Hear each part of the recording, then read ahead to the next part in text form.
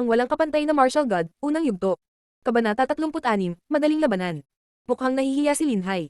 Si Linfang ay nagpakita na ng higit na lakas kaysa sa inaasahan. Nakaramdam siya ng kasiyahan ngunit nakakabaliw ang panukala ni Lin Badaw. Kahit na matalo ni Linfang si Linhong, ano ang mangyayari sa final? Gusto ni Lin Badaw na makitang mamatay si Linfang sa kamay ng isa sa kanyang mga anak. Ano ang nangyayari? Ang pinuno ng aking angkan ay hindi maaaring magpakita ng ilang tapang at resolusyon. Pahintulutan ng aming mga junior na ipakita kung ano ang kanilang kakayahan sa isang tunay na labanan. Sinabi ni Lin Badaw nang makita niyang nag-aalangan si Linhai at hindi sumasagot. Tatay, bilisan mo at tanggapin. Sabi ni Linfang, hindi mapigilan ni Linfang na kiligin ng kaunti. Ang pamilya ni Linfang ay hindi kailanman gumawa ng mali sa pamilya ni Lin Badaw at hindi sila kailanman itinuturing na mga kaaway. Itinuring pa nila silang malapit na kamag-anak ngunit patuloy na sinusubukan ng pamilya ni Lin Badaw na manipulahin si Linhai at patuloy na gagawa ng pagtatangka sa buhay ni Linfang. Dahil gusto nilang gawin ang mga bagay sa ganoong paraan, kailangang ibalik ni Linfang ang pabor. Tiningnan ni Linhai ang ekspresyon ni Lin Badaw. Mukha siyang sobrang kumpiyansa. Isang salita lang ang sinabi ni Linhai. Sige. Sige, tiyak na karapat-dapat si Linhai na maging pinuno ng clan. Matapang siya. Dahil pumayag na ang clan head, magsimula na tayo. Ika-6 na elder, hayaan mo munang lumaban sina Lin Chen at Lin Hen, pakiusap. Si Lin Badaw ay mukhang masigla at masigla. Pakiramdam niya ay labis siyang nasisiyahan. Dahil tinanggap ni Linhai, ang lahat ay kailangang maghintay at makita. Okay, sabi ng ika-6 na matanda habang tumatangop. Dapat sumuko ka na, hindi mo ako matatalo. Sabi ni Lin Chen habang papunta sa fighting stage. Tinatanggal niya ang alikabok sa kanyang pulang damit na nanatiling hindi gumagalaw, siya ay mukhang mayabang. Kahit hindi kita matalo, kailangan pa rin nating lumaban para matukoy ang resulta. Sinabi ni Lin Hen na naghahanda upang simulan ang pakikipaglaban. Inilabas niya ang kanyang apoy na espiritu at ang kapaligiran ay adyang hindi kapanipaniwalang mainit. Umugang ang init mula sa entablado at naramdaman ng buong karamihan ang init sa kanilang mga mukha. Nagising na rin ang espiritu mo, hindi masama. Nakakalungkot man na isa lamang itong espiritu ng apoy. Hindi ito gaanong halaga. Hindi ka pa rin magkakaroon ng pagkakataon kapag lumalaban ka sa akin. Sabi ni Lin Chen sa malamig at hiwalay na tono. Sa landas ng paglilinang, isa sa mga pangunahing hakbang ay upang maabot ang layer ng Ling Chi at pagkatapos ay magising ang espiritu ng isang tao. Ang espiritu ng ilang mga tao ay naging mas malakas kapag ito ay nagising at kung saan. Ang ilang mga espiritu ay hindi gaanong naging iba sa iba at mga karaniwang lakas lamang. Matapos magising, ang universal na yelo at apoy na espiritu ni Lin Chen ay lalong lumakas. Ang kanyang kontrol sa mga elemento ng yelo at apoy ay umabot sa bagong taas. Ang kanyang universal na yelo at espiritu ng apoy ay lumitaw sa kanyang likuran. Ang malinaw na yelo ay natatakpan ng apoy. Ang nagngangalit na apoy ay nakatakip sa yelo at ang apoy ay tila nagbubuga ng yelo sa parehong oras. Ang kapaligiran ay kung minsan ay sobrang init, kung minsan ay sobrang lamig, ito ay isang kakaibang pakiramdam para sa karamihan ng tao na patuloy na nararamdaman ang pagbabago ng temperatura. Narinig ko na ang universal na yelo at apoy na espiritu ni Lin Chen ay malapit ng magising. Hindi lang ito chismis. Ito ay talagang isang nagising na espiritu. Siya talaga ang henyo ng Lin Clan. Si Lin Fang, ang basurang iyon, ay hindi karapat-dapat sa kanyang atensyon. Eksakto. Hindi katakataka na marami sa mga matatanda ang sumusuporta sa kanya. Bukod, ang universal na yelo at espiritu ng apoy ay isang mataas na uri ng espiritu. Maaari siyang magsanay ng apoy pati na rin ang mga diskarte sa yelo. Na maaari ring lubos na mapabuti ang kanyang mga diskarte sa liksi, sa pamamagitan ng pagsasama-sama ng kaalaman sa mga diskarte. Batay sa apoy at yelo at paggamit ng mga ito ng sabay-sabay. Siya ay tiyak na magiging isang makapangyarihang cultivator. Nang marinig ni Lin Badaw na bamulong ang mga miyembro ng clan na ito tungkol sa kanyang anak, hindi niya maiwasang mapangiti sa kanyang mukha. Lahat ng matatanda sa tabi niya ay nakangiti rin. Walang hanggang nyebe. Sinabi ni Lin Chen sa walang pakialam na tono. Ang lupa ay naging yelo. Ang isang puting fog ay tumataas sa lahat ng direksyon at nabuo ang mga ulap na nagmumula sa isang nagyayelong aura. Ang yelo ay may nakakapigil na epekto sa apoy, kaya gumamit si Lin Chen ng kasanayan sa yelo para kontrahin si Lin Hen. Napapaso na magma. Sigaw ni Lin Hen. Binuksan niya ang kanyang kamay at may naglalagablab na mainit na bowl ang apoy sa kanyang palad. Ice spike. Sabi ni Lin Chen na kontento at hindi natakot. Ang yelo ay bumagsak sa kamay ni Lin Hen at sa isang iglap, ang kanyang kamay ay napaloob sa loob ng isang layer ng yelo. Mag-apoy. Sabi ni Lin Hen habang umuubo dahil sa yelo sa hangin na sumasakit sa kanyang baga. Ang yelo ay naging singaw na nagyelo sa hangin kaya nahihirapang huminga. Ang kamay ni Lin Hen ay sobrang sakit, hindi niya matukoy kung saan eksakto ang sakit ngunit pakiramdam niya ay sisabog na ang kanyang ulo. BOOM. Isang biglaang pagsabog at si Lin Hen ay pinalipad pabalik. Nasusunog na itim ang gitna ng palad niya. Grabe ang laman at dugo ng kamay niya. Lin Hen, sabi ng ika-6 na elder na may pag-aalala. Okay lang ako. Sabi ni Lin Hen habang kagatlabi. Siya ay nanginginig at ang kanyang panga ay hindi tumigil sa paggalaw, naririnig ng isa ang tunog ng kanyang mga ngipin. Siya ay nagtitiis ng isang malakas at marahas na sakit. Ang sakit sa kanyang kamay ay naghihirap habang sinusubukang palamigan ng yelo ang sugat na nagdulot ng mas matinding sakit. Magkakaroon tayo ng rematch sa hinaharap. Sabi ni Lin Hen habang nakatitig kay Lin Chen. Saka siya tumalikod at umalis. Napabuntong hininga ito sa kanyang ama. Kahit na si Linhen ay hindi talaga likas na talino, siya ay lubos na determinado at matigas ang ulo. Nais niyang maging isang taong may napakalaking kapangyarihan. Kahit na wala siyang talento, mas magsisikap siya kaysa sa iba para maging malakas. Hinding-hindi mo ako matatalo, susuko sa pagsubok. Sabi ni Lin Chen na mayabang gaya ng dati. Siya ay magiging napakalakas sa hinaharap na walang sinuman sa Lin Clan ang makakalaban sa kanya. Kung walang makakahawak sa kanya ngayon, paano sila sa hinaharap kapag lumakas siya sa kanyang espiritu? Universal Fire and Ice Spirit. Nagagamit niya ang dalawang elemento ng antagonistic na kapangyarihan sa isang kisap mata. Ang kanyang potensyal ay patuloy na tataas. Si Lin Hai ay nakasimangot. Kung mas malakas si Lin Chen, mas mapanganib ito para kay Lin Fang. Ikaw na, sabi ni Lin Chen habang malamig na nakangiti kay Lin Fang at pagkatapos ay bumaba sa battle stage. Inangat ni Lin Fang ang kanyang ulo at tumingin sa malinaw at walang hangganang kalangitan at araw. Si Lin Fang ay mabagal na naglalakad patungo sa battle stage at pagkatapos ay humakbang papunta dito. Hinihintay na siya ni Lin Hong doon. Matagal ko nang hinihintay ang pagkakataong ito. Sabi ni Lin Hong habang nakatingin kay Lin Fang. Alam ko, sabi ni Lin Fang habang tumatango. Wala kang pag-asa para sa tagumpay. Kakalabanin mo ako ngayon ngunit kahit na lumaban ka kay Lin Chen. Magiging pareho pa rin ito, walang anumang pagkakataon para sa iyo na makaahon sa hindi nasaktan. Tumawa lang si Lin Fang. Napakalaki ng kumpiyansa sa sarili ni Lin Hong na parang isang aura. Si Lin Fang, sa kanyang mga mata, ay walang halaga. Anong pinagtatawanan mo? Tanong ni Lin Hong. Sa tingin mo ba dahil nanalo ka laban kay Lin Wo, makakalaban mo ako? Kung naniniwala kang pareho tayo, masyado ka pa ring immature at sobra-sobra ang iyong mga kakayahan. Sige lang at sabihin mong wala kang kapantay sa ilalim ng langit. Sabihin na hindi ko makikita ang gayong kamanghamanghang talento tulad ng iyong sarili sa susunod na 10,000 taon. Sa tono ng panunokso sabi ni Lin Fang. Hindi pa man lang lumaban si Lin Fang laban kay Lin Wo at nagawa niyang gumapang sa lupa na parang uod. Si Lin Hong na hindi pa nakakalusot sa layer ng Lin Chi at naisip na kaya niyang maging ganoon ang tiwala sa sarili. Malinaw, galit na galit si Lin Hong sa mga salitang iyon. Sige, naiintindihan ko, papatayin na lang kita. Sabi ni Lin Hong na may masamang tingin. Sa likuran niya ay lumitaw ang isang espiritu ng yelo at nyebe at isang napakalamig na chi ang pumalibot sa kanyang katawan. Ling Chi layer. Nakalusot din si Lin Hong sa layer ng Ling Chi. Tinatago din niya. Sigaw ng mga miyembro ng audience. Hindi nakakagulat na ang kanilang ama ay gumaganap ng isang nangingibabaw na papel sa Lin Clan. Ang kanyang anak na lalaki at anak na babae ay parehong mga henyo na nakikita lamang tuwing 1,000 taon. Pareho silang nakalusot sa layer ng Ling Chi. Ito ay hindi kapanipaniwala para sa hinaharap na mga prospect ng aming clan. Sa tingin ko, kailangan talagang baguhin ang clan ng head of clan nito ngayon. Maraming tao ang nabalisa sa pag-aakalang si Lin Ba daw ang dapat na maging pinunong clan. Akala nila ay mga ngahulugan nito ng pagtaas ng angkan sa mga bagong taas ng katanyagan at kaluwalhatian. Akala nila ang angkan ang magiging pinakamalakas sa Yangzhou City sa ilalim ng kontrol ni Lin Ba daw. Para sa taon ng pagpupulong ngayong taon, mapupunta ako sa entablado ng labanan kasama ang aking kapatid na babae. Nakakaawa ka lang na pampaganya bago ang tunay na laban. Mapilayan ka sa isang welga, bababa sa pwesto ang tatay mo bilang clan head, kakailanganin niya ng bakanting oras para pangalagaan ang baldado niyang anak. Sinabi ni Lin Hong na inihayag ang kanyang tunay na karumal-dumal na kalikasan. Isang malamig na yelo na chi ang sumalakay sa buong kapaligiran. Ang Zuying Mountain Village ay tumanggap lamang ng mga cultivator na nagtataglay ng espiritu ng yelo at nyebe. Ang mga kasanayan sa yelo at nyebe, mga diskarte sa liksi, mga kakayahan ay napakalakas. Pinag-aaralan ni Lin Hong ang lahat ng mga kasanayang ito sa Zuying Mountain Village. Ang kanyang katawan ay nagpapakalat ng napakalamig na hangin at malinaw na hindi siya mahina. Siya ay kasing lakas o marahil ay mas malakas pa kaysa kay Lin Chen. Napakabilis, ang katawan ni Lin Fang ay natatakpan ng puting layer ng hamog na nagyelo at nyebe. Hindi pa nila nasisimulan. Nang maayos ang labanan ngunit si Lin Fang ay naapektuhan na ng kanyang kalaban. Dumadagandong nakulog. Kinuha ni Lin Fang ang inisyatiba upang hampasin ang unang suntok. Punong-puno ng dagandong ang kapaligiran na nagpasindak sa lahat. Nang makita nila ang espada na naglalabas ng maningning na sinag ng liwanag, masasabi nila na si Lin Fang ay nagtatago din ng kakaibang kapangyarihan. Gayunpaman, ang lahat ay nakatingin lamang kay Lin Chen, Lin Hen at Lin Hong dahil lahat sila ay nakalusot sa layer ng Ling Chi. Ang espada ni Lin Fang ay tumama kay Lin Hong. Hindi ito sineseryoso ni Lin Hong. Matamlay lang niyang itinaas ang kanyang palad at isang malamig na yelong chi ang lumabas. Ang mahabang espada ni Lin Fang ay natatakpan ng hamog na nagyelo at nyebe habang ito ay pinalihis. Dumadagandong nakulog. Mabilis at maliksi ang mga galaw ni Lin Fang. Ang kanyang espada, habang nanginginig dahil sa panginginig ng boses ng pag-atake, ay inalag din ng hamog na nagyelo at nyebe na tumatakip dito at muling itinulak patungo kay Lin Hong. Emph. Si Lin Hong ay malamig na nakangiti.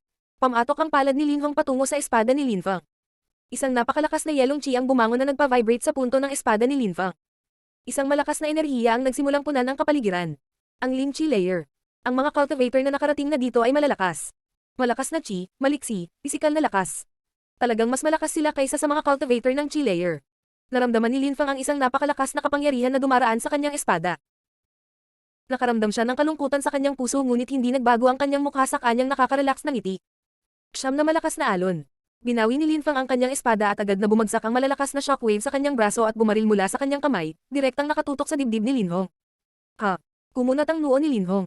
Hindi niya akalain na nagagamit ni Lin Fang ang dalawang magkaibang kasanayan gamit ang magkabilang kamay niya ng sabay. Iyon ay isang napakahirap na bagay na makamit ngunit ang paraan ni Lin Fang ay ganap na walang kapintasan. Asar ka, sigaw ni Lin Hong. Kahit na nakalusot na siya sa layer ng Ling Chi, hindi talaga siya nangingibabaw sa labanan, laban sa lahat ng kanyang inaasahan. Nagsimulang umikot ang yelo at nyebe sa hangin na parang nagsasayaw. Ang mga alon ay biglang huminto at hindi makasulong. Hindi tumigil si Lin Fang at paulit-ulit na itinutok ang kanyang espada kay Lin Hong. Ang espada ni Lin Fang ay sumisipol sa hangin at dumarami pa rin ang dumadagandong na dagandong sa loob ng kapaligiran. Si Lin Fang ay nakatayo sa kanyang mga paa na kasing tatag ng isang bundok nang hindi umuurong. Ang kanyang espada ay nagmistulang isang mabangis na dragon na tumawag ng isang marahas na bagyo. Wow! Sabi ni Lin Hai sa mahinang boses. Ito ang tunay na kapangyarihan ni Lin Fang. Ang paggalaw, mga kasanayan, mga diskarte ay lahat ay higit sa inaasahan. Mabilis, maliksi, mahusay. Napilitan si Lin Hong na umatras na may pangit na ekspresyon sa kanyang mukha. Kahit na isang hakbang pa lamang siya ay umatras, siya ay isang cultivator ng Ling Chi layer at siya ay ligaw na mayabang at mapangahas. Sinabi pa niya na hindi kakayanin ni Lin Fang ang isang suntok. Ngunit ang bawat pag-atake ng espada ay tila mas mabilis kaysa sa huli at pinilit siya ni Lin Fang na umatras. Malinaw, ang kanyang mukha ay hindi kasing liwanag noong siya ay naniniwala na maaari niyang talunin si Lin Fang sa isang welga. Siya ay pinapahiya ng isang taong hindi pa umabot sa Ling Chi layer. Hindi na niya napigilan ang galit sa kahihiyan na dinanas niya. Ang walang kapantay na martial god, unang yugto. Kabanata 37, ang galit ni Lin Hai. Papatayin kita, sigaw ni Lin Hong. Frozen Shadows.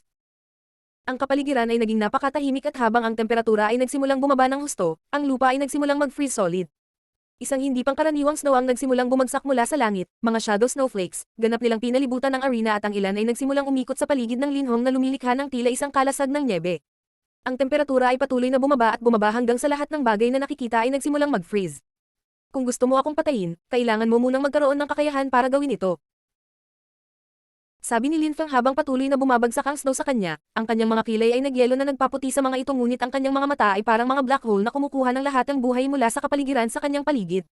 Nakatayo siya sa pwesto na hindi gumagalaw at kalmado gaya ng dati. Humakbang siya at nagsimulang manginig ang buong entablado, hindi lang ang entablado kundi ang lupa sa ilalim ay nagsimulang manginig ng husto. Ang enerhiya na nasa loob ng chi ni Lin Fang ay hindi hamina sa loob ng mundong ito ng nyebe, ngunit ito ay naging mas malakas kaysa dati. Ang pagtaas ng enerhiya sa loob ng kanyang chi ay humantong sa pagtaas ng lakas, determinado si Lin Fang na tapusin si Lin Hong ng mabilis sa pamamagitan ng paggamit ng lahat ng kanyang kapangyarihan. Sinimulan niyang i-absorb ang puwersang nakapaloob sa loob ng yelo at nyebe pagkatapos ay itinoon ang lahat ng puwersa sa kanyang kamao at dulo ng kanyang espada. Hindi lamang niya ginagamit ang puwersa mula sa nyebe at yelo sa loob ng lugar kundi nanghihiram din siya ng puwersa mula sa langit at lupa. Ang puwersa na natanggap niya hanggang sa puntong ito ay nasa isang nakakatakot na antas. Si Lin Fang ay nag-concentrate ng puwersa sa kanyang kaliwang kamao habang ang kanyang kanang braso ay lalabas at lilikha ng nakakabasag ng lupa na dumadagandong nakulog sa direksyon ni Lin Hong. Ang kapangyarihan ng kanyang Royal Thunder ay lalong lumalakas sa bawat pag-ulos ng kanyang espada. Ang kanyang mga pag-atake ay nagsimulang magmukhang totoong kidlat na sumasabog sa hangin. Tila ang buong kapaligiran na puno ng nyebe ay naputol sa lakas ng kulog at kidlat. Ang mga mag-aaral ni Lin Hong ay lumiit sa gulat. Ang espada ni Lin Fang ay mas makapangyarihan ngayon kaysa sa isang sandali lamang. Ang nyebe na kapaligiran na nilikha ay inilaan upang pahinain ang kanyang kapangyarihan sa pag-atake, hindi dagdagan ito. Hindi lamang lumalakas ang kanyang mga pag-atake ngunit naglabas din ito ng malakas na puwersa. Tila ang puwersa ng lahat ng elemento ay nagiging puwersa ng espada na tumupok sa nyebe, na nagdaragdag sa lakas nito. Itinaas ni Lin Hong ang kanyang dalawang kamay sa ere, hindi na minamaliit ni Lin Hong ang kapangyarihan ni Lin Fang. Nagsimula siyang gumamit ng malakas na chi ng yelo at nyebe, na nagsimulang punan ng hangin bago nawala sa espada ni Lin Fang. Hindi makapaniwala si Lin Hong sa kanyang mga mata, ang kanyang kapangyarihan ay hinihigop at binago sa kapangyarihan ng pag-atake ng mga kalaban. Anumang bagay na humahadlang sa isang swordmaster ay lilipulin. Walang kapangyarihan na maaaring mangibabaw sa espada. Sabi ni Lin Fang. Muli siyang humakbang at nagsimula ang kanyang espada nagpapalabas ng liwanag. Ang kapangyarihang nakapaloob sa dulo ng espadang ito ay mukhang mas makapangyarihan kaysa anumang bagay sa langit at lupa. Nagsimulang maglakad si Lin Fang patungo kay Lin Hong. Sa bawat hakbang ay dumadagandong ang kulog sa hangin habang ang kanyang espada ay tumutusok sa nyebe sa pagitan nila ni Lin Hong. Umatras si Lin Hong, at muling umatras. Siya ay walang kamalay-malay na umatras dahil nararamdaman ng kanyang katawan ang panganib. Si Lin Hong ay parang nakakita lang ng multo. Ang kanyang mukha ay hindi kapani-pani walang mapatla. Sa sandaling iyon, ang buong karamihan ay talagang namangha sa kanilang nakikita. Si Lin Fang ay patuloy na sumusulong habang si Lin Hong ay umatras. Paano ito posible? Paano magiging napakalakas ni Lin Fang? Si Lin Hong ay nakalusot sa Ling Chi layer. Gayunpaman, patuloy siyang umatras mula sa espada ni Lin Fang. Hindi alam ng karamihan kung paano ipapaliwanag ang katotohanan na napakalakas ni Lin Fang.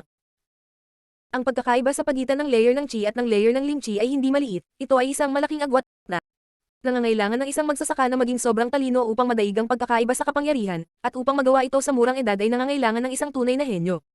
Paano naging henyo si Lin Fang, ang basura ng Lin Clan, sa napakaikling panahon? Lalong namangha si Lin Badaw. Ang kanyang mukha ay naging sobrang baluktot at pangit. Ang kanyang layunin sa pagpatay kay Lin Fang ay lumakas pa. Mukhang namangha si Lin Hai, may malaking ngiti sa kanyang mukha at may pagmamalaki sa kanyang mga mata. Hindi nakapagtataka kung gaano kalaki ang tiwala ni Lin Fang. Napakalakas niya kapag gumagamit ng espada, tila itinago ni Lin Fang ang kanyang tunay na lakas sa buong buhay niya. Mukhang hindi pa nailabas ni Little Fang ang kanyang espiritu. Kung madyay gising ang kanyang espiritu, anong klaseng palabas iyon? Isip ni Lin Hai. Naghahabulan ng mga iniisip niya. Nakaramdam siya ng walang katapusang kasiyahan. Tila nasaksihan niya ang biglang pagbangon ng kanyang anak. Tila ang kanyang anak ay hindi isang piraso ng basura, ngunit sa halip ay isang alamat sa paggawa. Sinulyapan ni Lin Hai si Lin Badaw sa paraang nanunukso. ARGHHHH nababaliw na si Lin Hong. Para siyang baliw na sumisigaw habang sinusubukang gumawa ng isa pang snow-based barrier. Bakit ka sumisigaw? Tanong ni Lin Fang habang malamig na nakangiti. Ang Qi ng espada ay gumugulong sa kapaligiran na lumilikha ng malakas na bagzong ng Jin na sumasakop sa anumang bagay na pumasok sa kanilang landas. Wala nang pagkakataon si Lin Hong na manalo. Bawat pag-atake na ginagamit niya ay magpapalakas lamang sa puwersang nasa loob ng espada ni Lin Fang. Whoosh, sumipol ang espada ni Lin Fang. Ang Qi ng Snow Shield ni Lin Hong ay winasak muli ng espada ni Lin Fang. Gayunpaman, sa pagkakataong ito, hindi nakayanan ni Lin Hong ang buong pag-atake. Punit-punit ang kanyang damit at tumutulo ang dugo sa kanyang katawan. Hindi siya tinamaan ng espada ngunit ang Qi mula sa pag-atake ay naging dahilan upang siya ay mapunta sa ganoong kaawa-awang kalagayan. Naramdaman ni Lin Hong ang lamig na dumadaloy sa kanyang gulugod habang nanlalamig ang kanyang katawan. Iyon ang unang pagkakataon na pinalamig siya ng sarili niyang Qi, sobrang lamig na nanlamig sa kanya hanggang sa buto. Ang mas nakakagulat ay ang Qi na ikinasugat niya ay ang kanyang sarili. Hindi lang siya nasugatan kundi buhay niya ngayon ang nakataya. Ang espada ni Lin Fang ay walang awa sa loob. Kung may isang pagkakataon, papatayin siya ni Lin Fang. Tama, sa sandaling iyon, nalaman ni Lin Hong kung gaano naging mapanganib ang sitwasyon para sa kanya. Hanggang ngayon, naisip niya na kaya niyang atakihin si Lin Fang nang walang paghihiganti, kayang kunin ang buhay ni Lin Fang ngunit hindi niya akalain na magiging kabaligtaran ang sitwasyon. Kinasusuklaman ni Lin Hong ang kanyang sarili dahil sa hindi niya pagsasanay sa kanyang mga diskarte sa liksi. Wala siyang makitang paraan para maka-address siya sa sitwasyong ito. Ang lahat ng pag-atake ni Lin Fang ay walang kapintasan. Siya ay ganap na pinagsama ang kanyang espada Qi. BOOM. Sinira ng malakas na hangin ang kapaligirang puno ng nyebe. Si Lin Fang ay nagsimulang gumalaw at ang mismong kapaligiran ay umiikot at sumasabog. Ito ay parang apocalypse at ang tanging natitira sa loob ay isang espada. Mukhang delikado ito. Si Lin Badaw ay mukhang malungkot at sumigaw. Hayop ka, malinaw na mas malakas ka, huwag kang manggahas. Tumahimik ka, Lin Badaw, nakalimutan mo na ba na ikaw ang nagmungkahi ng sitwasyong ito? Gayong hindi na kayang talunin ni Lin Hong si Lin Fang, gusto mo bang makialam? Sabi ni Lin Hai na pinipigilan si Lin Badaw na masangkot. Gumalaw siya at parang nawala, nasa harap niya agad si Lin Badaw. Wala na siyang natitirang awa para kay Lin Badaw, nawalan na siya ng pag-asa. Kahit na si Lin Hai ay mayroon pa ting magiliw na damdamin para kay Lin Badaw mula sa nakaraan, si Lin Badaw ay nagtaglay ng matinding pagkamuhi para sa kanya at sa kanyang anak.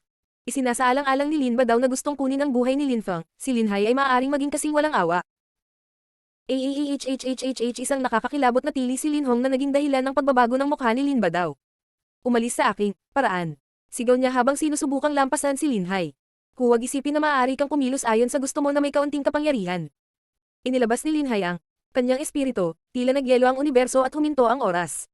Nanlamig si Lin Badaw sa kinatatayuan niya. Wala na ako sa mod, dahil palagi mong sinusubukang kitilin ang buhay ko at ng iyong direktang pamilya. Dapat dito ka na lang mamatay. Nakatingin si Lin Fang kay Lin Hong na tinatakpan ang kanyang mga sugat na sinusubukang pigilan ang pagdaloy ng dugo sa entablado. Si Lin Fang ay mukhang walang puso sa sandaling ito. Pinagmasdan niya si Lin Hong na may malamig na ngiti sa kanyang mukha. Si Lin Fang ay mukhang nagdedesisyon kung tagteren siya ng paalang o patayo.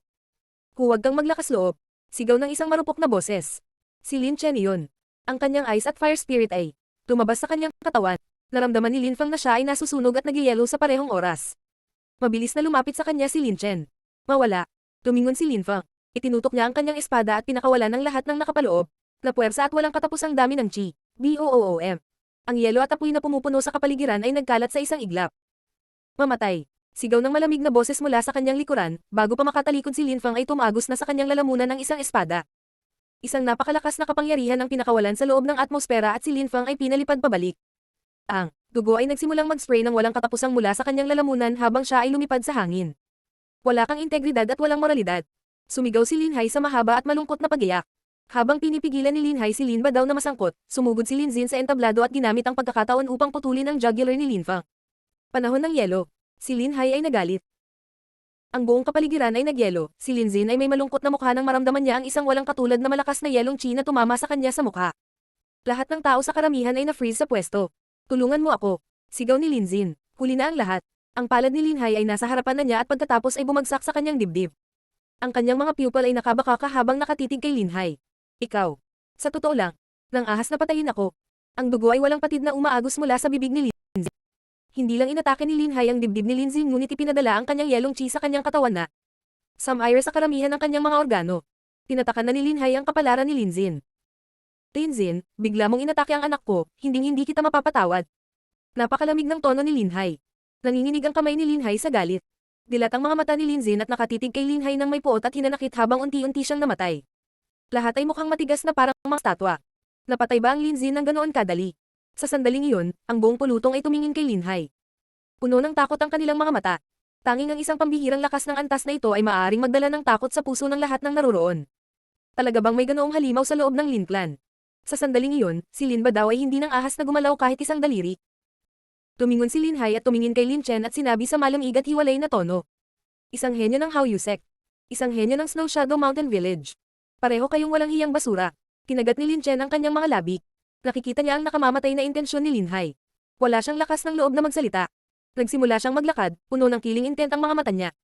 Nangangamba ang lahat na ang isang tunog ay maaaring maging sanhi ng pagkamatay ng lahat ng naroroon. Papalapit siya kay Lin Chen dahil natalo si Lin Hong sa labanan ngunit si Lin Zin at pati na rin si Lin Chen ay nagulat na inatake si Lin Fang. Nang inakala nilang matatalo ni Lin Hong si Lin Fang, gusto nilang itulak ang mga laban hanggat maaari nang walang posibilidad na sumuko, umaasa na mamamatay si Lin Fang. Nang malaman nila na walang nangyayari sa paraang inaasahan nila, gusto nilang makisali at bigla nilang inatake si Lin Fang at pinutol ang kanyang lalamunan, paanong hindi magagalit si Lin Hai? Ano ang balak mong gawin? Tanong ni Lin Chen na nakatitig kay Lin Hai. Paksiin kayong lahat, sabi ni Lin Hai na may malinaw na boses.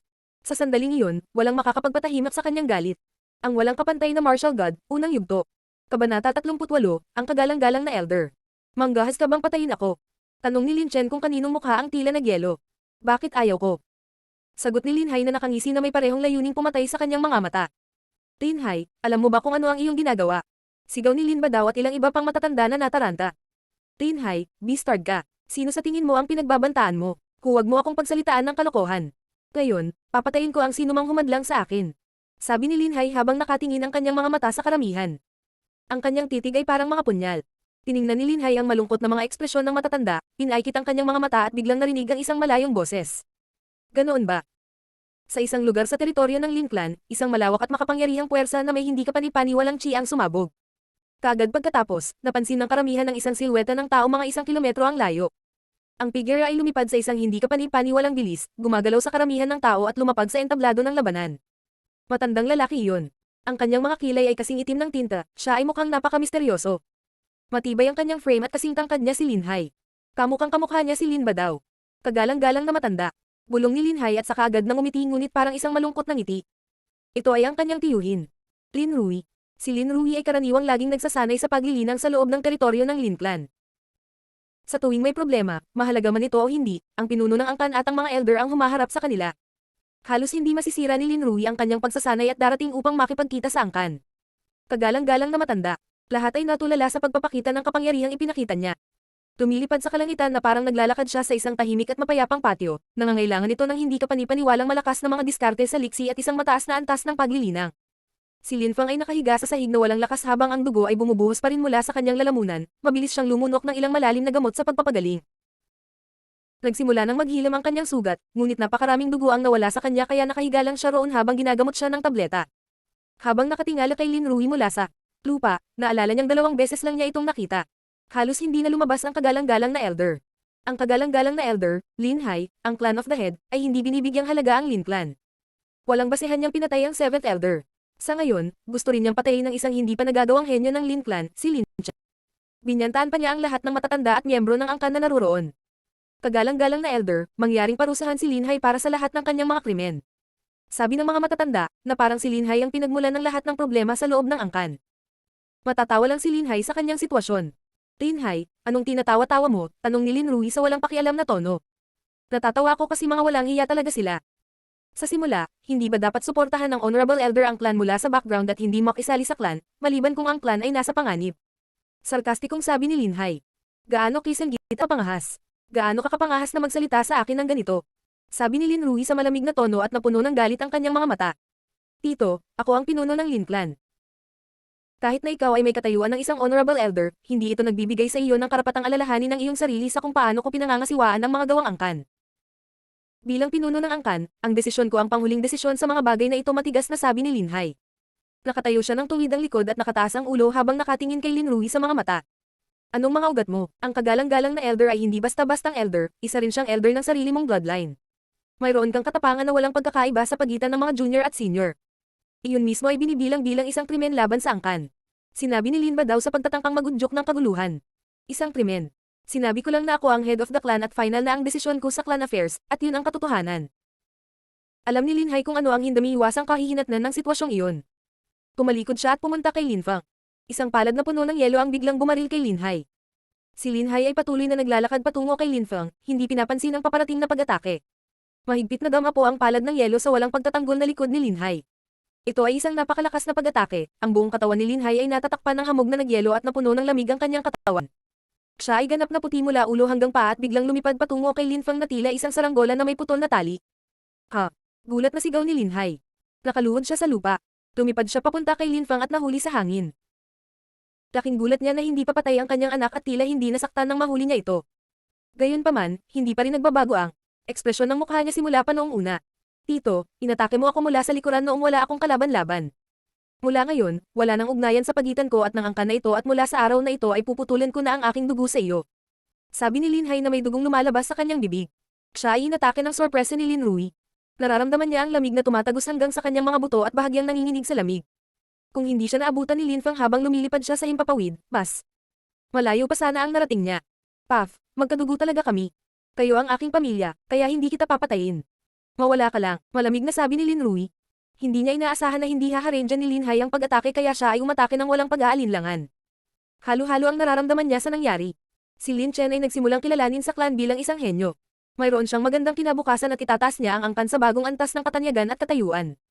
Kung ang angkan ay tumaas, sa katanyagan at katayuan pagkatapos ay maaari ring makakuha ng mga benepisyo si Linrui. Ang mga kakayahan ng basurang iyon, si Linfang, ay lubos na umunlad ngunit ang isang walang kwentang espiritu ay nananatiling isang walang kwentang espiritu. Hindi kailanman maaabot ni Linfang ang kaparehong antas ng isang tulad ni Lin Chen. Isip ni Linrui. Little Fang, aalis na tayo. Ibinulong ni Linhai kay Linfang sa malambot at marupok na boses. Tumanggaw si Linfang. Hindi pa rin siya makapagsalita. Sa kanyang puso ay wala siyang ibang maramdaman kundi puot at panghihinayang. Mukha siyang multo, napakaraming dugo ang nawala sa kanya na nakakagulat na buhay pa siya. Nakatayo si Linfang ngunit kailangan niya ng suporta ni Linhai para makalakad. Hindi man lang nilainggan ni Lin Fang ang angkan dahil nakaukit na ang kanilang mga mukha sa kaibuturan ng kanyang puso. Lahat ng miyembro ng Lin clan ay tumingin sa kanya at umalis ang kanyang ama. Maraming miyembro ng angkan ang nalilito sa kanilang mga puso tungkol sa nangyari. Si Lin Fang ay kilala bilang isang basura ng lahat. Ngunit mayroon siyang napakalakas na puwersa na sumanib. Sa kanyang mga pag-atake, isang nakakatakot na chi, napakahusay na paglalaro ng espada, natalo niya ang isang nagsasaka ng layer ng Ling Chi at ginawa pa niyang gumapang si Lin Wu sa lupa na parang uod. Maaari bang isang piraso ng nagagawa ng basura ang mga ganitong bagay? Napatay ni Linhai ang Lin Xin sa isang welga at binyantaan ang lahat ng naruroon na nagsasabing papatayin niya sila kapag sinubukan nilang hamarang sa kanya, kung hindi nagpakita ang kagalang-galang na elder, sino ang makakapidyo sa kanya? Sa kasamaang palad, si Lin ba daw ay nagkaroon ng kanyang talentadong anak na babae, si Lin Chen. Kung hindi, nanatili sana si Linhai bilang pinuno ng Lin clan. Tungkol kay Linfang at Linhai, nagbago ang opinyon ng mga miyembro ng Lin clan, nararapat silang igalang at maipagmamalaki ang kanilang mga aksyon. Sayang, kung nagtulungan lang sana tayo noon ay mapasigla natin ang angkan at hindi na tayo mag-aalala. Isip ng Sixth Elder habang nakatingin sa dalawang silhouette sa abot tanaw. Napabuntong hininga siya pagkatapos dahil hindi siya sapat na lakas para baguhin ang anumang nangyari. Nanahimik na lang siya at tinanggap ang sitwasyon. Si Linhai ay nagmumuni-muni sa kanyang silid. Isang maputi at maulap na chi ang nakapalibot sa kanyang katawan at nagsimulang tumagos sa kanya, ginagamot nito ang lahat ng kanyang sugat at inaalis ang yelong chi na tumagos sa kanyang katawan. Hindi nagtagal, iminulat niya ang kanyang mga mata at isang nakakasilaw na liwanag ang bumalot sa kanyang katawan. Tatay, kumusta ang pakiramdam mo? Tanong ni Linfang na nasa tabi niya. Ang mga pinsala ay halos ganap na gumaling. Little Fang, ang mga tabletang ito ay kamangha-manghang. Saan mo nakuha ang mga iyan? Tanong ni Linhay habang kinukuha ang bote ng gamot na naglalaman ng mga profound healing pills. Kaagad pagkatapos uminom ng tableta, ang kanyang mga sugat ay biglang gumanda. Mabilis siyang gumaling sa kanyang mga sugat. Mukhang kung magkakaroon ako ng pagkakataon, kailangan kong magpasalamat kay protector kong. Malaki ang ngiti ni Lin Fang sa kanyang mukha. Hindi niya akalain na ganito kalakas ang epekto ng mga tabletang ito sa kanyang ama. Sa araw na iyon nang nasugatan si Hanman, naisip na ni Lin Fang na ang mga tabletang ito ay misteryoso, halos misteryoso. Ang pag-atake ng Honorable Elder kay Linhay gagawin sana ang Hanman sa meat paste. Ang pinsala ni Linhay ay mas malubha kaysa kay Hanman. Dahil lamang sa mas malakas si Linhay kaysa kay Hanman, nakaligtas siya sa gayong pag-atake. Gayunpaman, tulad ng dati, ang profound healing pill ay nakapagpagaling kay Linhay nang hindi nagtagal. Ipinakita nito kung gaano kalakas ang mga tabletang ito.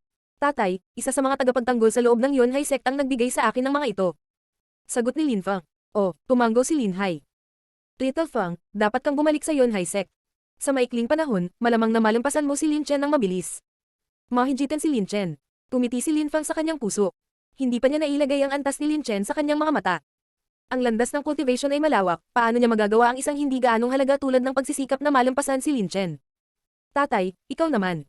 Saan ka pupunta? Pinigilan ni Lin Fang ang kanyang mga salita sa kanyang kasalukuyang. Layunin na maging mas malaki. Mas gugustuhin niyang alamin kung binalak ng kanyang ama na manatili sa kanya. Naghahanda na akong pumunta sa Imperial City. Ang Imperial City. Si Lin Fang ay natulala. Ang Imperial City ay walang alinlangan ang pinakamalaki, pinaka-busy, ang pinakamakapangyarihan at maunlad na lungsod sa Zuyu Country. Sa Imperial City, ang isang maliit na clan tulad ng Lin Clan ay madaling mawala ng walang bakas. Ang Imperial Clan ay hindi maunahan at napakalakas. Sa totoo lang, posible ring ituring ang Imperial Clan bilang isang sekta, bilang ang pinakamalakas na sect sa buong Zuyu Country. Huwag kang mag-alala, Little Fang. Kahit na ang Imperial City ay puno ng mga pambihirang cultivator, hindi ako. Pupunta roon para manggulo o pumatay ng mga tao. Pupunta lang ako doon kasi parang gusto kong bumisita. Walang magiging problema kung pupunta ako doon. Magsanay pa at kapag lumakas ka na, pumunta ka sa Imperial City para makita ako. Sabi ni Linhay na nakitang nakasimangot si Lin Fang at bakas sa mukha niya ang pag-aalala. Agad na tumingin si Lin Fang na mas nakaka-relax na nagpangiti kay Linhay. Sige, alis na tayo. Sabi ni Linhay habang nakatayo. Pumulot lang siya ng ilang paintings at scrolls sa kasabay silang umalis. Dumating sila sa labas ng lungsod at huminto. Napatingin sila sa malawak at walang hangganang abot tanaw na lumalawak sa kalangitan na tila walang katapusan. Gumura si Linhay patungo sa lungsod, tumalikod at sinabi kay Lin Fang habang nakangiti. Little Fang, hindi tayo parehas na daan, umalis ka muna, okay. Tatay, gusto kong manatili dito hanggang sa pag-alis mo. Pwede ka munang umalis. Sabi ni Lin Fang habang umiiling. Medyo nagulat si Linhay, saka ngumiti at sinabi. Sige, Little Fang, delikado ang mga tao at marami ang may masamang intensyon, mag-ingat sa iyong paglalakbay. Nang matapos siyang magsalita, tumalon si Linhay sa isang kabayo at mabilis na nawala sa malayo. Unti-unting nawala ang silhouette niya. Nakita ni Linhay si Lin Fang na ipinakita ang kanyang kapangyarihan sa taunang pagpupulong at sa makatuwid ay nakakaramdam siya ng mas nakaka-relax. Nadaman niya na hindi na kailangan ni Lin Fang ang kanyang payo, ngunit hindi niya mapigilan ang sarili na mag-alala bilang kanyang ama. Salmulyap si Lin Fang habang ang silweta ng kanyang ama ay nawala sa abot tanaw. Itinaas niya ang kanyang ulo, tumingin sa langit at pagkatapos ay agad na sumakay kay Chen Lizu pabalik sa Yangzhou City. Paano posible na iwanan ang mga bagay sa kung ano sila? Kung natalo ko si Lin Chen sa taunang pagpupulong, hindi nila gagawin ang aking ama sa ganoong paraan. Ipapakita ko ang Lin Clan. Ang walang kapantay na martial god, unang yugto. Kabanata 39, na Lan Fang. Ang ulan ay bumuhos ng malakas. Ang kalangitan ay napuno ng mga ulap ng ulan at ang halimuyak ng ulan ay pumuno sa hangin. Ang mga naglalakad sa mga lansangan ay tumatakbo sa iba't ibang lugar upang subukang maghanap ng masisilungan mula sa bagyo. Isang binata na may mabagsik na mukha ang dahan-daang nakasakay sa isang kabayo sa kalye, hindi inabala ang ulan. Nakasuot siya ng itim na waterproof na kapa at dahan-dahang patungo sa Whistlewind Restaurant. Alagaan mong mabuti ang aking kabayo. Sabi ng binata sa isa sa mga staff ng restaurant habang iniaabot ang renta ng kanyang kabayo. Kalmado siyang naglakad papasok sa Whistlewind Restaurant. Dahil sa ulan, ang Whistlewind Restaurant ay puno ng mga tao at ang mga tunog ng tawanan ay maririnig sa paligid. Punong-puno ang unang palapag ng restaurant kaya nahihirapan akong gumalaw sa karamihan. Ang restaurant ay napuno ng lahat ng uri ng mga tao na dumating upang manood at lumahok sa mga taunang pagpupulong. Maririnig sa paligid ang mga tunog ng mga lasing na usapan, siksikan ng kapaligiran sa usapan ng mga tsismis at pangyayari. Narinig mo ba ang nangyari? Kahapon, si Linhay at ang kanyang anak, ang basurang iyon na tinatawag na Lin Fang, ay pinatalsik mula sa Lin Clan. Sa wakas ay nagpa siya ang Lin Clan na alisin ang basura sa kanilang pintuan. Haha, sa tingin ko ay kumalat na ang balita sa buong lungsod ng Yangzhou. Hindi mo na kailangan sabihin sa akin. Si Lin ba daw ay napakalakas, kumalat na ang balita tungkol sa kung paano niya natalo si Linhay at hinabol siya sa clan. Gayunpaman, hindi lamang siya ay napakalakas kundi sa kanya ang anak na lalaki at anak na babae ay napakatalino, pareho na silang nakalusot sa Lingchi layer. Maipagmamalaki nila ang kanilang sarili na maabot ang ganoong antas sa murang edad. Ang mga ito ay mas malakas kaysa sa basurang iyon. Sinasabi nila na natalo ni Lin Ba daw si Lin Hai at sinipa siya mula sa angkan. Pagkatapos ng walang awa na tangka na hadlangan ang laban ni Lin Feng at Lin Hong, si Lin Feng ay napatay ni Lin Hong kung magpapatuloy ang laban. Napakawalandian ng isang pinuno ng angkan, na salakayin ng mga nakababatang henerasyon ng walang babala. Nakakagulat na maraming tao ang nagkomento sa nangyari sa loob ng Lin Clan. Dumating na si Lin Feng sa unang palapag at uupo na sana nang marinig niya ang mga komento ng mga taong nag-uusap. Tumayo siya at nagsimulang bumalik sa unang palapag ng restaurant. Ang mga kasinungalingang ito na kumakalat tungkol sa Lin Clan. Walang duda, umalis kami dahil hindi na namin matiis. Ganun na ba talaga mga henyo si Lin Ba daw at ang kanyang pamilya? Sarkastikong pag-iisip ni Lin Feng. Ang kapangahasan ni Lin Ba daw ay tila walang katapusan, sinabi pa niya na personal niyang natalo si Lin Hai. Si Lin Feng ay nananatiling kalmado sa harap ng hindi inaasahang pangyayari mga alingaw. Mahal na panauhin, paano kita matutulungan? Tanong ng isang server habang binabati si Lin Feng. Gusto ko ng isang bote ng alak at ilang atsara. Sabi ni Lin Feng. Sa isang iglap ay nasa mesa na ang in-order niya, sanay na ang restaurant sa abalang kapaligiran sa panahong ito. Nabalitaan ko na ang Whistlewind Restaurant ang lugar na pupuntahan para marinig ang pinakabagong balita. Iniisip ko kung may makapagsasabi sa akin tungkol sa taunang pagpupulong para sa Yangzhou City. Isip ni Lin Feng habang nagbubuhos ng alak sa kanyang baso. Itinaas niya ang kanyang baso at nag-toast na sa wakas ay nakalaya na ang kanyang ama mula sa Lin Clan, ninanamnam niya ang bawat patak. Ang alak ay nagbigay sa kanya ng mainit na sensasyon sa kanyang tiyan, ang alak ngayong gabi ay medyo malakas. Ibang-iba ito sa alak na ininom ni Lin noon. Nasanay na siyang tumanggap ng mas masarap na alak sa itaas na palapag ng restaurant. Sa sandaling iyon, 3 tao ang pumasok sa Whistlewind Restaurant. May 2 babae at 1 lalaki. Lahat ng tao sa restaurant ay nakatingin sa 3 taong pumasok. Hindi na kailangan pang magsalita ng binata, nagpatuloy lang ito sa pagpaypay sa sarili gamit ang kanyang mabalahibong pamaypay. Kalalabas lang nila mula sa isang napaka-eleganteng karwahe at lahat ay may hawak na feather fan. Lahat sila ay mukhang sobrang tiwala at sigurado sa sarili. Ang 2 babae ay parehong nakasuot ng berdeng robe, ang isa ay mapusyaw na berde habang ang isa naman ay may kulay asul sa loob. Hindi lamang sila ay nagkaroon ng isang namumuno presensya ngunit sila rin ay lubhang maganda. Ang mukha ay mukhang mislan at ang kanilang mga katawan ay lubhang nakakaakit. Ang mga tao ay binibigyang pansin ng isa sa mga babae sa partikular. Kahit umuulan ay walang ni isang patak ng tubig ang babaeng iyon sa katawan. Nakasuot siya ng isang set ng berdeng robe na may pahiwatig ng asul. Mukha siyang matahimik at kasing tahimik ng karagatan, parang pinupuri ng kulay ng kanyang mga damit ang bawat pisikal na katangian niya.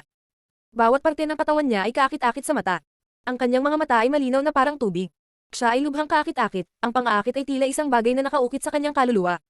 Ang magandang babae na nakasuot ng mapusyaw na berdeng robe na nakatayo sa tabi niya ay nawala ang lahat ng kanyang karangyan sa pamamagitan ng pagtayo sa tabi ng napakagandang babae. Nalanhay, umakyat ka muna, dito muna ako saglit. Sabi ng isa pang dalaga. Ang sarap pakinggan ng boses niya. Sige. Sagot ni Nalanhay na hawak pa rin ang kanyang feather fan.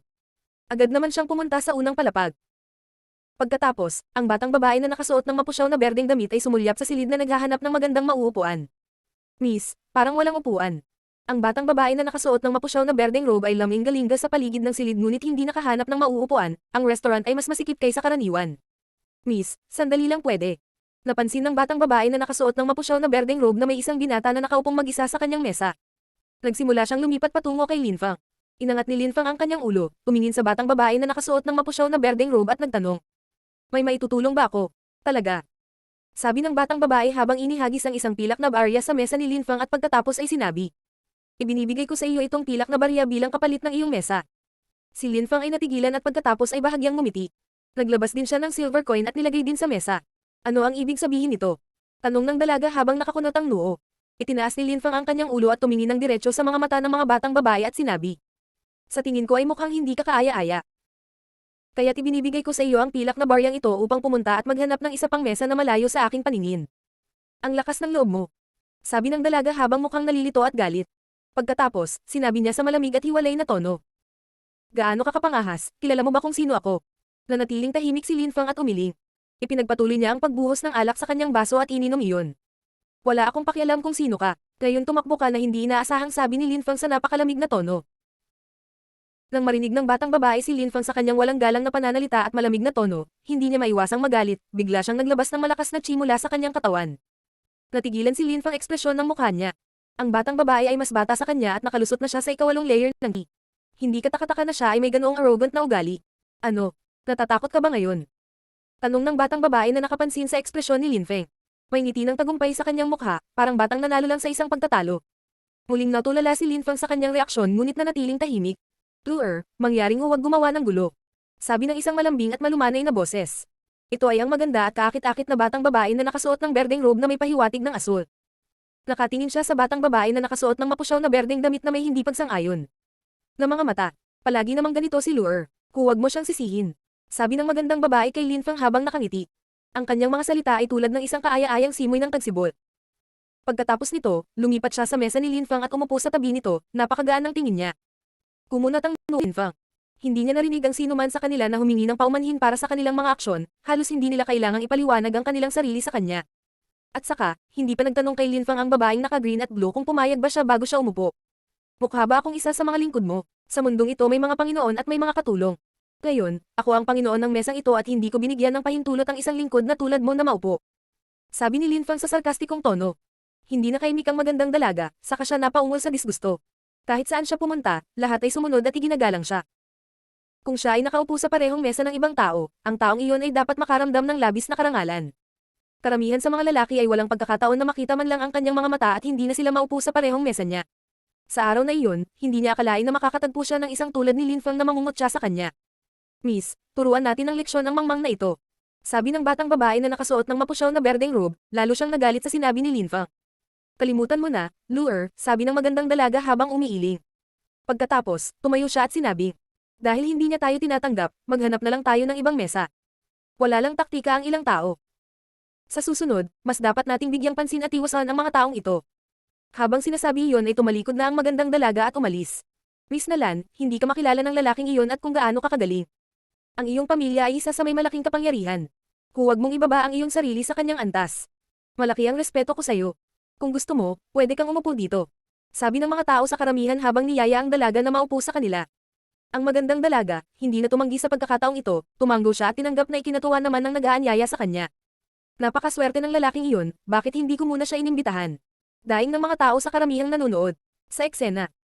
Walang katapusan silang nagsisi na hindi sila nakagawa ng unang hakbang. Anong klaseng lalaki yan? Dapat talaga wala siyang mata. Gusto ni Miss Nalan na makasama siya na isang bagay na nangyayari minsan sa buong buhay niya. At tumanggi siya. Iyon na siguro ang pinakamaswerteng pangyayari sa buhay niya. Isa siyang ganap na tanga. Naririnig ni Lin Feng ang lahat ng uri ng komento sa paligid niya. Umiling si Lin Feng. Paglilingkod, kayabangan, kapangyarihan at lahat ng bagay na may kaugnayan. Ang mga tao ay kumapit sa mga taong mayayaman at may kapangyarihan. Naniniwala lamang si Lin Feng sa paggalang sa isa't isa. Kung may gumagalang kay Lin Feng, igagalang niya sila. Ang babaeng naka-green at blue na robe at ang naka-light green na robe ay hindi nirerespeto si Lin Feng mula sa simula hanggang sa dulo. Dapat ba siyang kumilos sa isang alipin na paraan kahit na hindi sila nagpakita sa kanya ng anumang paggalang? Hinding-hindi niya ibababa ang sarili sa pagluhod. Narinig ni Lin Feng mula sa mga nakapaligid na pag-uusap ang status na hawak ng batang babae na nakasuot ng berde at asul na damit. Siya ay nag-iisang anak na babae ng pinuno ng lungsod.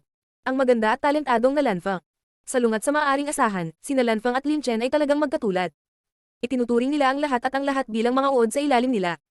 Hindi nila pinapansin ang lahat at pinapahalagahan lang nila ang kanilang sarili. Pareho silang napakamakasarili na mga individual. Napaisip si Lin Feng habang umiiling. Tungkol kay na Lan Feng, maraming chismis tungkol sa kanya kung saan siya ay maganda at perpekto ngunit sa katotohanan ay siya ang kabaligtaran. Miss na Lan Feng, ngayong dumating ka na, bakit hindi ka pumunta sa itaas para makipag-chat? Baka maimbitahan ka pa naming sumama sa amin. Sabi ng malamig na boses na nagmumula sa matataas na level ng restaurant. Natigilan ang buong karamihan. Sino ba ang may lakas ng loob para kausapin siya ng ganyan? Sino ang nang-ahas na maging sobrang bastos? Haha, hinihintay ko ng matagal ang batang Miss ng Lin Clan, kung gayon, darating si Nalan at sasamahan ka. Sabi ni Nalan Feng habang tumatawa. Agad siyang umakyat sa itaas. Batang Miss ng Lin Clan. Iyon ay si Lin Chen ng Lin Clan. Hindi nakakagulat na naglakas loob siyang makipag-usap kay Nalan Feng sa ganoong paraan. Narinig ko na si Lin Chen ay ganap na nagbago. Walang posibleng paghahambing sa pagitan ng nakaraan at kasalukuyan. Siya ay may kamanghamanghang talento at siya ay may mahusay na reputasyon sa loob ng Haoyusek. Tama, dapat si Lin Chen. Hindi ko akalain na ang lungsod ng Yangzhou ay maaaring magkaroon ng dalawang napakagandang dalaga na may ganoong talento. Ang boses na narinig kanina ay talagang boses ni Lin Chen. Siya ay may parehong mayabang na boses tulad ng dati. Agad itong nakilala ni Lin Feng. Maraming natutunan si Lin Feng habang nakikinig sa sinasabi ng mga tao sa restaurant. Nabalitaan din niya ang mga nangyayari sa lungsod. Sa araw na iyon, isa sa mga pinakakahanga-hangang junior cultivator sa restaurant ay si Lan Feng ngunit hindi lang iyon. Dumating na rin si Lin Chen pati na rin ang iba pang nakababatang mga disipulo ng Gu Clan, ng Wen Clan.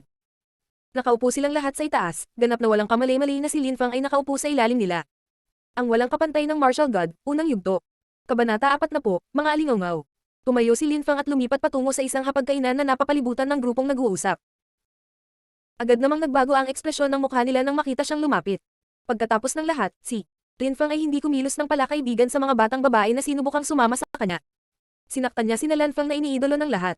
May problema ba? Tanong ng isa sa mga bisita sa hindi magiliw na tono habang nakatitig sa mga punyal kay Lin Fang. Kumuha si Lin Fang ng 2 pilak na barya at inihagis ito sa mesa. Tumiti siya at sinabi, "Maaari ba akong makiupo sa iyo?" "Kaya mo, syempre, kaya mo." Agad na nagbago ang ekspresyon ng mga tao mesa. Mabilis silang naging palakaibigan at masayahin nang makasama sila ni Lin Fang.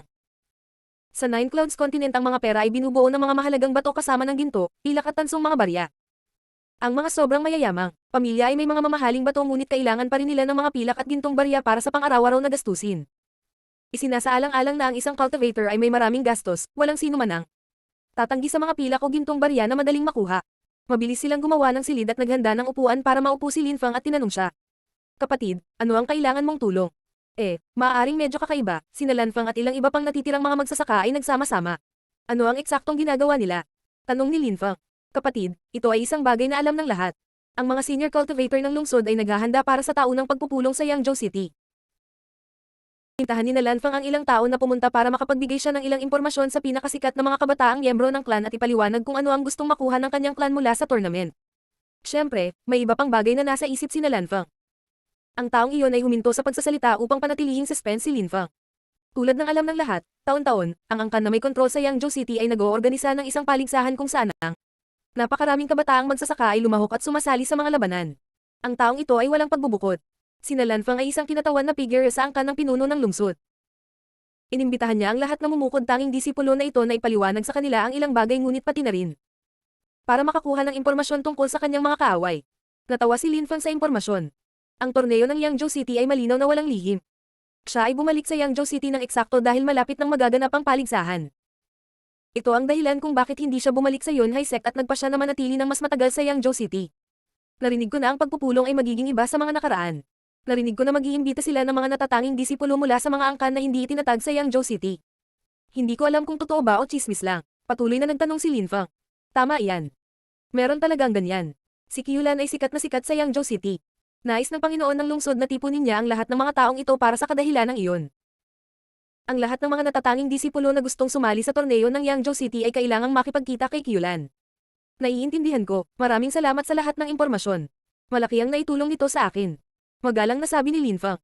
Natutunan na niya ang lahat ng gusto niyang malaman. Nagmadali si Lin Fang na tapusin ang kanyang alak at ang kanyang mga atsara. Masyadong maingay ang atmosphere ng restaurant para sa kanya at sumasakit ang ulo niya. Na Lan Fang, iyon ba ang batang lalaki doon, na nakakagulat na naglakas loob na makipag-usap sa iyo sa isang walang galang na paraan, dapat nating pumunta at pailayan siya. Sabi ng isang boses sa masamang tono na biglang nagpatahimik sa lahat ng tao sa restaurant. Pagkatapos noon, nakita ng lahat ang mga taong nakatayo sa hagdan patungo sa unang palapag. 2 silhouette ang dahan-dahang bumababa. Ang batang babae na nakasuot ng mapusyaw na berdeng robe na sumama lang kay na Lan Fang pati na rin kay na Lan Hai nakakaakyat pa lang. Walang swerte ang batang iyon. Ang mga tao ay hindi maiwasang tumingin kay Lin Fang. Lahat sila ay naawa sa kapalaran na malapit nang mangyari kay Lin Fang. Masyadong walang ingat ang pagkilos ng lalaking iyon. Nagdulot siya ng hindi gustong gulo. Sana maayos niya ang mga pagkakamali niya. Dapat kang mag-ingat kung sino ang iyong masasaktan dahil ang mundo ay malawak at maraming mga nakatagong dragon na hindi mo maaaring masaktan. Lahat ng tao sa restaurant ay nagbubulungan habang nakatingin kay Lin Fang. Ito na ang mga huling sandali niya para saktan si Lan Fang. Ang paghingi ng tawad ay hindi magbibigay sa kanya ng anumang awa. Gayunpaman, hindi napansin ni Lin Fang ang reaksyon ng lahat. Sumasakit ang ulo niya at pagod na mag-isip. Nakainom siya ng alak at hindi maaninag ang mukha ng ibang tao, talagang lasing na siya. Arg, dapat siyang mamatay para sa kanyang mga insulto. Nakangiti si Lan Hai at parang malamig ang ekspresyon ng mukha niya. Dahan-dahan siyang naglalakad patungo kay Lin Fang. Masyado kang may tiwala sa sarili, nangangahas na kumilos ng walang pakialam. Sabi ni Lan Hai na dumating sa tabi ni Lin Fang habang nakatingin sa kanya. Nasaktan mo si Lan Fang, ang prinsesa, maghanda upang dalhin ang mga kahihinatnan. Bakit ka nag-aaksaya ng oras sa mga salita? Pilitin mo lang ang kanyang cultivation, kaagad. Naiinip na sabi ng dalaga na nakasuot ng light green na robe. Kehe, sige. Sagot ni Lan Hai na ginagalaw ang kanyang fan. Ang pamaypay na iyon ay nagpamukha sa kanya na matalino at matikas ngunit ito rin ay kasing talam ng tayam. Sa wakas ay bahagyang natahimik si Lin Fang nang makita ito. Tiningnan niya ng masama si Lan Hai. Ang malamig niyang ekspresyon ay nagpang-inag kay Nalanhay. Si Lin Fang iyon, talaga, siya iyon. Ang puwersa ay biglang nawala. Hindi inaasahan ni Nalanhay na ang nakasakit kay Nalanfang ay ang taong pinagtutuunan ng pansin ng lahat ng chismis. Lin Fang. Malinaw na alam ni Nalanhay na ang lahat ng mga chismis na ito ay hindi totoo. Hindi pa nagtagal, nasaksihan niya ang lakas ni Lin Fang sa kanyang sariling mga mata sa Whistlewind Restaurant.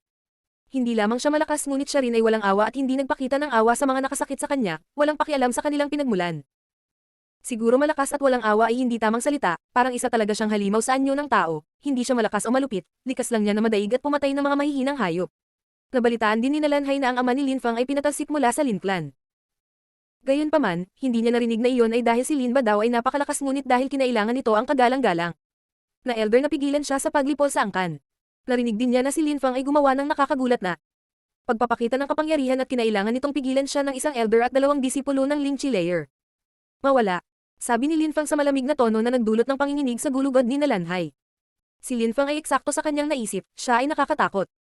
Ang mga salita ni Lin Fang ay pumutol sa kanya na parang kutsilyo at ang pag-iisip ng galit kay Lin Fang ay naging dahilan upang mapa-atras si Nalanhay. Nalanhay, hindi ka pa ba umaatake? Sabi ng batang babae na nakasuot ng mapusyaw na berdeng robe nang makitang hindi pa napilayan ng Nalanhay ang paglilinang ni Lin Fang at sa halip ay umatras. Hindi niya maiwasang magalit sa mga pangyayari. Hindi lamang tila hindi narinig ni Nalanhay ang kanyang sinasabi ngunit lumingon din siya at sinabi, "Umalis na tayo, dali." Habang sinasabi ang mga salitang ito, agad siyang nagsimulang umalis. Si Nalanfang ba ang humiling sa iyo na pumunta? Tanong ni Lin Fang sa malamig at hiwalay na tono na nagpabagal kay Nalanhay sa kanyang pag-atras. Hindi siya sumagot. Nagpatuloy siya sa paglalakad at hinayla ang dalaga na nakasuot ng light green na robe tanda na gusto na rin niya itong umalis. Tumiti si Lin Fang sa loob. Napakalinaw kay Lin Fang sa sandaling iyon kung ano ang nangyari. Yung mga taong sobrang taas enjangin sa sarili nila, kapag nalaman nila ang identity niya, hindi na sila ng ahas na umatake. Kahit mukhang dominante pa rin sila, nagsasalita pa rin ba sila ng mayabang na tono gaya ng dati? Nagmadali si Lin Fang na maubos ang kanyang tasa sa isang lagok at tumayo.